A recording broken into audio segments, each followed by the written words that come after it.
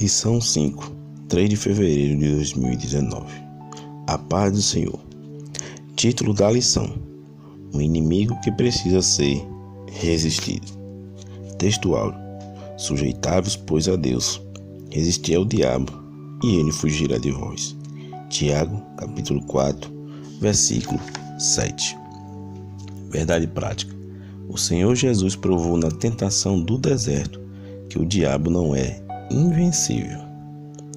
Leitura diária, segunda-feira, Salmo 37, versículo 8. Quem resiste ao mal abandona a ira. Deixa a ira e abandona o furor. Não te indignes para fazer o mal. Terça-feira, Provérbios capítulo 6, versículos 16 ao 19. Há 7 coisas a quais devemos resistir, porque Deus as aborrece. Estas 6 coisas aborrece o Senhor, e a 7ª sua alma abomina: olhos altivos e língua mentirosa, e mãos que derramam sangue inocente, e coração que maquina pensamentos viciosos, e pés que se apressam a correr para o mal, e testemunha falsa que profere mentiras, e o que semeia contenda entre irmãos. Quarta-feira, Efésios capítulo 4, versículo 27. Resistir ao diabo é não dar lugar a ele. Não deis lugar ao diabo. Quinta-feira, Efésios capítulo 6, versículo 13. Temos a armadura de Deus para resistir no dia mau. Portanto, tomai toda a armadura de Deus, para que possais resistir no dia mau, e havendo feito tudo, ficar firmes. Sexta-feira, primeira carta do apóstolo Pedro, capítulo 5, versículo 9. A resistência ao diabo e ao pecado deve ser firme na fé em Jesus. Irmãos, não vos queixeis uns contra os outros, para que não sejais condenados. Eis que o juiz está à porta. Sábado, Apocalipse capítulo 12, versículo 11. Os vencedores são os que resistem ao mal pelo sangue do Cordeiro. E eles o venceram pelo sangue do Cordeiro e pela palavra do seu testemunho, e não amaram a sua vida até a morte. Leitura bíblica em classe. Tiago, capítulo 4, versículos do 1 ao 10. De onde vêm as guerras e as pelejas entre vós? Porventura, não vem disto, a saber, dos vossos deleites, que nos vossos membros guerreiam? Cobiçais e nada tendes. Sois invejosos e cobiçosos, e não podeis alcançar. Combateis e guerreais e nada tendes, porque não pedis.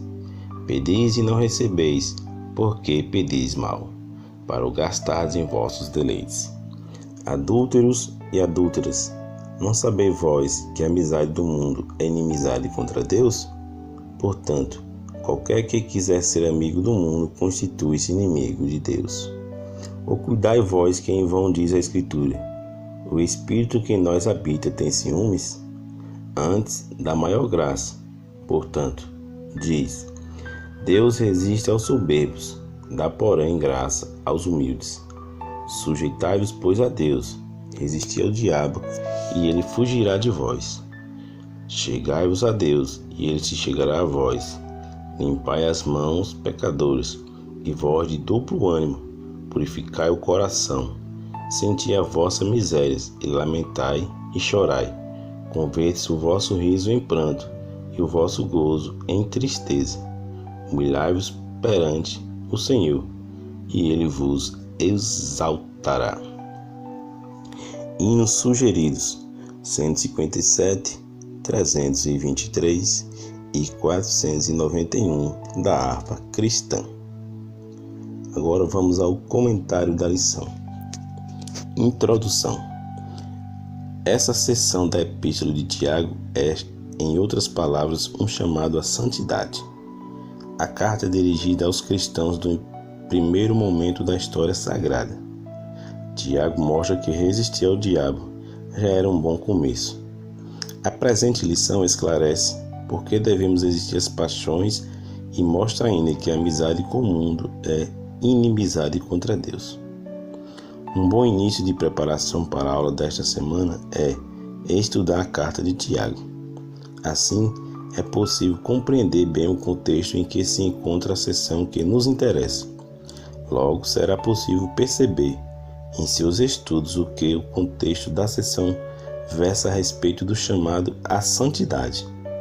Esse procedimento é importante, porque a ausência dele permite ao movimento moderno de batalha espiritual distorcer e forçar tanto o texto bíblico.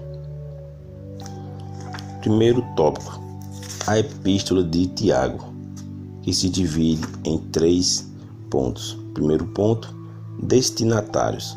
Segundo ponto: conteúdo. E terceiro ponto: tema. A Epístola de Tiago é o escrito mais antigo do Novo Testamento e tem por objetivo evitar desentendimentos entre os discípulos de Cristo. Segundo a maioria dos expositores bíblicos, a sua composição não vai além do ano 45 depois de Cristo. Primeiro ponto: destinatários. A carta foi dirigida especificamente aos primeiros cristãos dispersos de origem judaica pelo vasto Império Romano. Tiago, capítulo 1, versículo 1. Tiago, servo de Deus e do Senhor Jesus Cristo, às 12 tribos que andam dispersas, saúde. E de maneira geral, a todos os crentes em Jesus Cristo em todos os lugares e em todas as épocas. Trata-se de um livro prático, muito próximo do Sermão do Monte proferido por Jesus em Mateus, dos capítulos 5 ao capítulo 7, e importantíssimo para a conduta do cristão. Segundo ponto: conteúdo. O conteúdo da epístola parece confirmar essa antiguidade, isso pelos aspectos cristológicos praticamente ausentes. O nome de Jesus só aparece 2 vezes nos seus 5 capítulos. Tiago 1:1. Tiago, servo de Deus e do Senhor Jesus Cristo, às 12 tribos que andam dispersas, saúde. E Tiago, capítulo 2, versículo 1. Meus irmãos, não tenhais a fé de nosso Senhor Jesus Cristo, Senhor da glória, em acepção de pessoas. Há pouco ensino doutrinário, pois a Assembleia dos Discípulos era ainda tida como sinagoga. Porque se entrar na sinagoga de vocês um homem, Tiago 2:2, Nova Almeida atualizada. O termo igreja aparece aqui, Tiago 5:14. Está alguém entre vós doente? Chama os presbíteros da igreja e ore sobre ele, ungindo-os com azeite, em nome do Senhor. Mas o emprego da palavra sinagoga como alternativa mostra que Tiago vem de uma época em que os discípulos eram chamados de o movimento de Jesus. Terceiro ponto: tema. Ao separar a fé das obras, a epístola enfatiza o cristianismo prático e nos dá munição para resistir ao inimigo e ao pecado. Tiago retoma o tema tratado no capítulo anterior sobre a amarga inveja em sentimento faccioso em vosso coração. Tiago 3:14. Próprio de uma sabedoria terrena, animal e diabólica. Tiago 3:15. E presente na vida daqueles primeiros cristãos. Esses problemas vêm atravessando os séculos e hoje não é diferente, pois o problema da natureza humana permanece o mesmo. O ensino aqui está tratando do caráter cristão, que precisa ser afinado com o sentimento de Cristo. Segundo tópico: os deleites da vida, que se dividem em 4 pontos. Primeiro ponto: guerras e pelejas, versículo 1. Segundo ponto: os deleites. Terceiro ponto: cobiçosos e invejosos, versículo 2. Quarto ponto: adúlteros e adúlteras, versículo 4. Tiago emprega aqui uma metáfora que ainda hoje usamos em nossos debates, discussões e conversas sobre dificuldades nas mais diversas áreas da vida. Primeiro ponto: guerras e pelejas, versículo 1. Há quem afirme que essas guerras e pelejas sejam uma referência a disputas internas que havia entre os judeus de Jerusalém nos levantes contra Roma. A população da Judéia estava dividida nessa época sobre a luta pela libertação do poder romano. Mas não é disso que Tiago está falando aqui. Essas palavras metafóricas são pesadas e mostram o nível da disputa entre os crentes por causa dos deleites, ou seja, os maus desejos interiores. Versículo 2. Não se trata aqui de debates teológicos entre os mestres. A expressão guerras e pelejas refere-se a discussões acirradas sobre o meu e o teu. Isso é muito grave. Segundo ponto, os deleites, ou maus desejos que eram a motivação dessas pelejas, dos vossos deleites. Versículo 1. O termo deleites, versículos 1 e 3, é hedoné. Vamos ao significado de hedoné. Hedoné, hedonismo, do grego hedoné, do latim hedonismus, doutrina filosófica da época pós-socrática, segundo a qual o prazer individual e imediato é o bem supremo da vida humana, que aparece 5 vezes no Novo Testamento para descrever deleites ou prazeres ilícitos. Lucas 8:14. E a que caiu entre espinhos. Esses são os que ouviram e, indo por diante, são sufocados com os cuidados, riquezas e deleites da vida, e não dão fruto com perfeição. Tito capítulo 3, versículo 3. Porque também nós éramos noutro tempo insensatos, desobedientes, extraviados, servindo a várias concupiscências e deleites, vivendo em malícia e inveja, odiosos, odiando uns aos outros. Tiago capítulo 4, versículos 1 e 3. De onde vêm as guerras e pelejas entre vós? Porventura não vem disto, a saber, os vossos deleites que nos vossos membros guerreiam? Pedis e não recebeis, porque pedis mal, para o gastardes em vossos deleites. Segunda carta do apóstolo Pedro, capítulo 2, versículo 13. Recebendo o galardão da injustiça, pois que tais homens têm o prazer nos deleites cotidianos, nódoas são eles e máculas, deleitando-se em seus enganos, quando se banqueteiam convosco. Originalmente significava o prazer experimentado pelo sentido do paladar, posteriormente por meio dos outros sentidos e da mente. No período helenista, o conceito se restringiu ao significado de gozo sensual, deleite sexual. É a procura indiscriminada do prazer. O hedonismo permeia o pensamento pós-moderno. Hoje, qualquer esforço disciplinado ou o mínimo de sacrifício para se atingir um objetivo são tratados com profundo desgosto. Terceiro ponto, cobiçosos e invejosos, versículo 2. A versão bíblica Almeida Revista e Corrigida omite aqui o verbo matar, que consta no texto grego. Vocês cobiçam e nada têm, matam e sentem inveja. Nova Almeida Atualizada. Esse homicídio não é literal, de respeito ao ódio, que é como homicídio aos olhos de Deus. Mateus, capítulo 5, versículo 21 e 22. Ouvistes que foi dito aos antigos, não matarás, mas qualquer que matar será réu de juízo. Eu, porém, vos digo que qualquer que sem motivo se encolerizar contra seu irmão será réu de juízo, e qualquer que chamar seu irmão de raca será réu do sinédrio, e qualquer que ele chamar de louco será réu do fogo do inferno. Primeira carta do apóstolo João, capítulo 3, versículo 15. Qualquer que aborrece a seu irmão é homicida, e vós sabeis que nenhum homicida tem permanentemente nele a vida eterna. A cobiça é o desejo excessivo de possuir o que pertence ao outro, e a inveja é um sentimento de tristeza e pesar pela alegria, felicidade e sucesso de outra pessoa.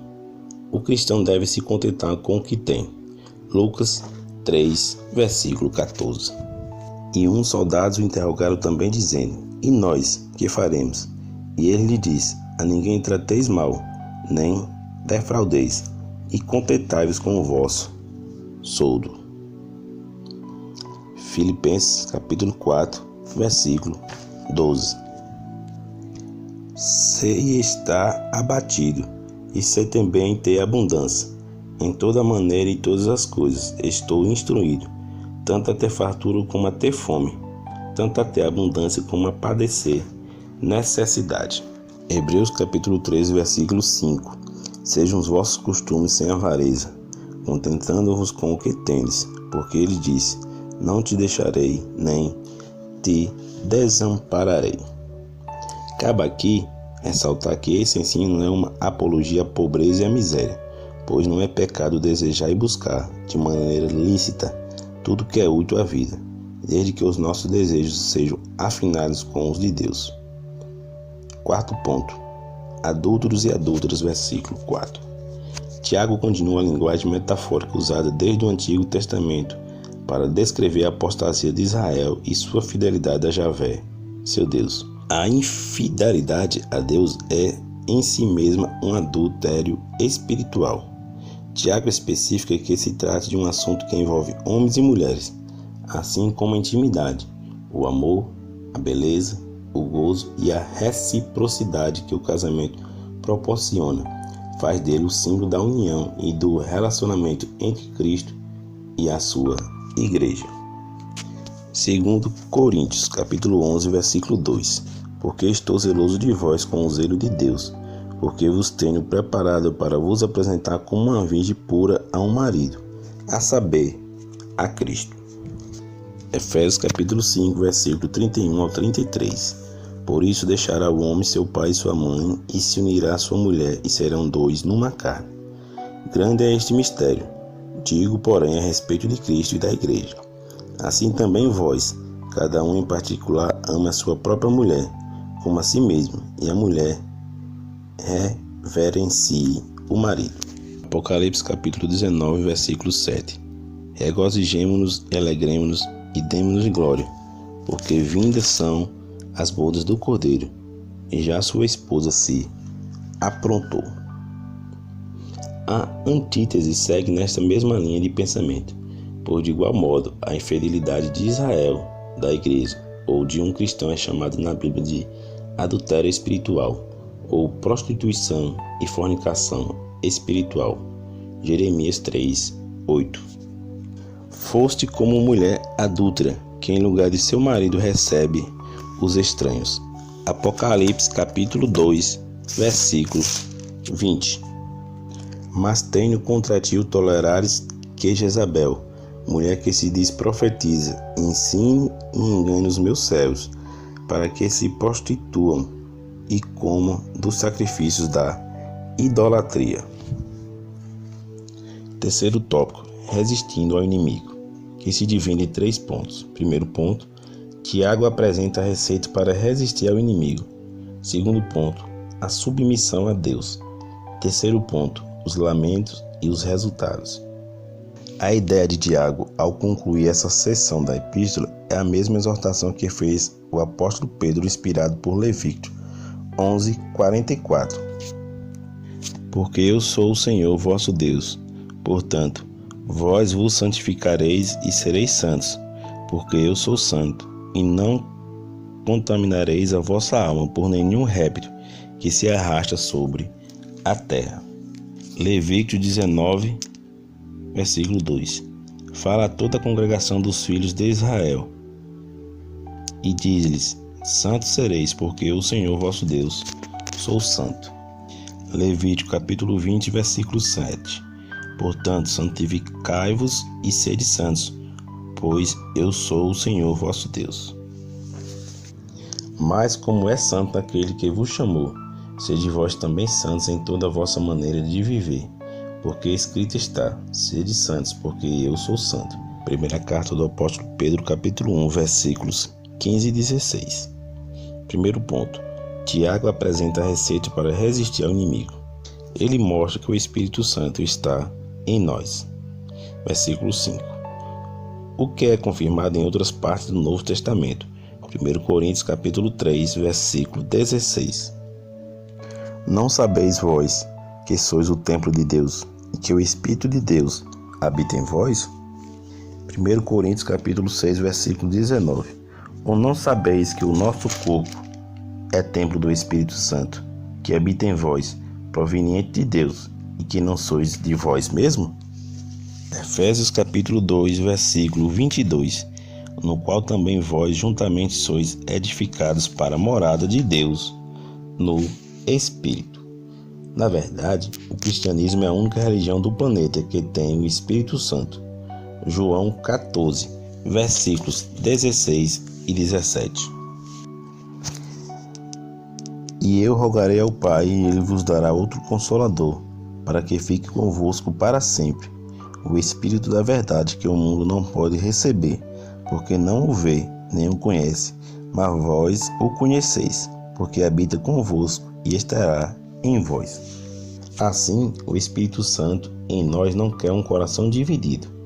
É com ciúme que por nós anseia o Espírito que Ele fez habitar em nós. Versículo 5, Nova Almeida atualizada. Essa vantagem nos permite viver uma vida santa e resistir ao inimigo. Nisso, temos a ajuda de Deus que resiste aos soberbos, dá porém graça aos humildes. Versículo 6. Segundo ponto, a submissão a Deus. Essa submissão e humildade a Deus é descrita de várias maneiras, como resistir ao diabo. Versículo 7. E se aproximar de Deus, limpar as mãos. Voz de duplo ânimo. Versículo 8.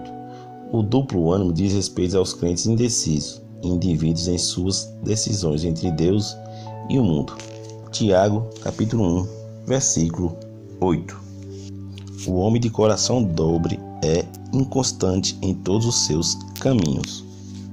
Jesus disse que ninguém pode servir a dois senhores. Mateus capítulo 6, versículo 24. Ninguém pode servir a dois senhores, porque ou há de odiar um e amar o outro, ou se dedicará a um e desprezará o outro. Não podeis servir a Deus e a Mamon. As mãos são instrumentos das ações e símbolo de toda a conduta. Para que elas sejam limpas, é necessário primeiro um coração purificado. Salmo 24, versículo 4. Aquele que é limpo de mãos e puro de coração, que não entrega a sua alma à vaidade, nem jura enganosamente. Primeira carta do apóstolo Pedro, capítulo 1, versículo 22. Purificando a vossa alma na obediência à verdade, para amor fraternal, não fingindo, amai-vos ardentemente uns aos outros com o coração puro. Terceiro ponto, os lamentos e os resultados. Tiago continua com as suas exortações. Sentir as nossas misérias, lamentar, chorar, substituir o riso pelos lamentos, sentir a angústia e nos humilhar diante de Deus. Versículo 9.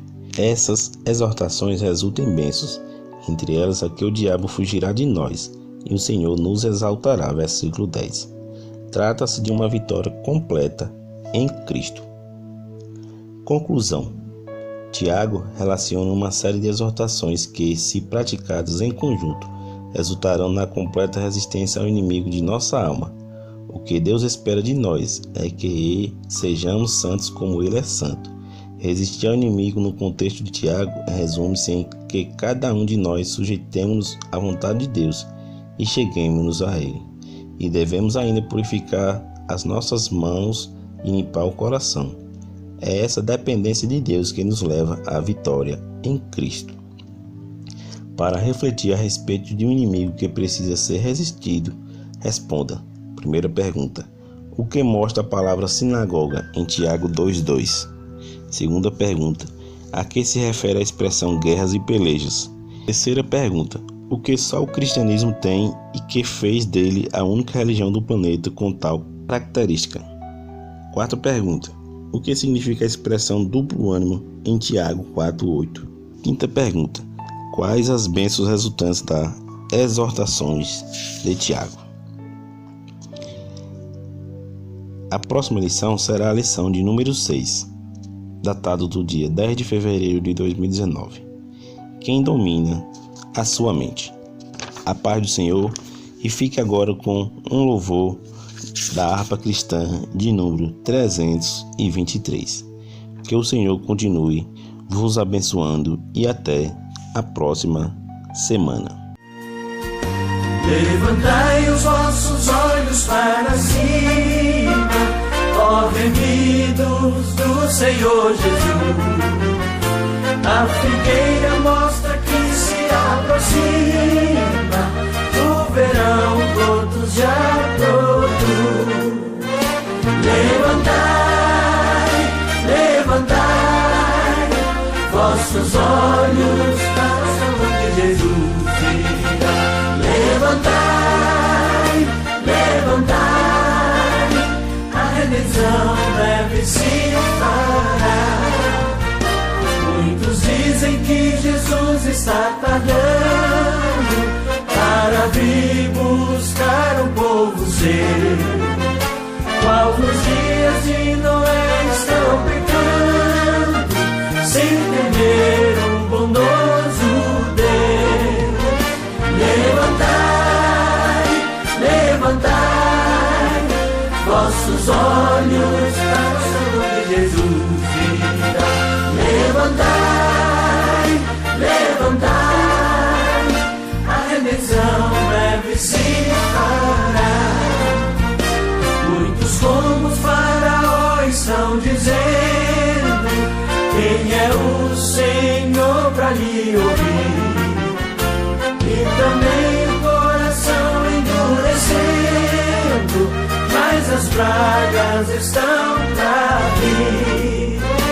Levantai, levantai vossos olhos para o salão de Jesus virá. Levantai, levantai, a redenção breve se fará. Ser arrebatado eu pro céu quem dera, pois a igreja